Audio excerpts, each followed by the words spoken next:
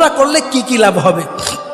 1 নম্বর, ওমরা আল্লাহ তাআলা কোরআনে বলছেন তোমরা ওমরা করো, ওয়া আতিমুল হজ্জ ওয়াল উমরা, এজন্য আমরা ওমরা করব। 2 নম্বর ফজিলত, নবীজি হজের আগে ওমরা করছে, এজন্য আমিও ওমরা করব। 3 নম্বর, যেই ব্যক্তি ওমরা করবে ওই ব্যক্তি নবীজি বলছেন সে যেন আমার সাথে সাক্ষাৎ করলো, সুবহানাল্লাহ। 4 নম্বরে ওমরার ফজিলত, যেই ব্যক্তি ওমরা করবে নবীজি বলছেন আমি তাকে সুপারিশ করে জান্নাতে নিয়ে যাব, সুবহানাল্লাহ। 5 নম্বরে ওমরা করতে গিয়ে আমরা বাইতুল্লাহতে নামাজ পড়ি, 1 রাকাত নামাজে 1 লক্ষ রাকাত নামাজ পড়ার সওয়াব পেয়ে যাব, সুবহানাল্লাহ। 6 নম্বর ফজিলত হলো দুনিয়াতে থেকেই জান্নাতি জিনিস এর মধ্যে চুমা দেওয়ার সুযোগ হয়, যেটা হলো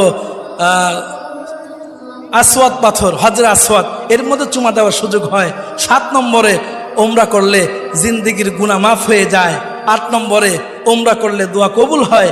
9 নম্বরে ওমরা করলে, ওমরা করার সময় যখন আমরা লাব্বাইক আল্লাহুম্মা লাব্বাইক বলি, নবীজি বলেন লাব্বাইক বলার দ্বারা সাথে সাথেই তার সমস্ত গুনাহ খাতা মাফ হয়ে যায়। 10 নম্বর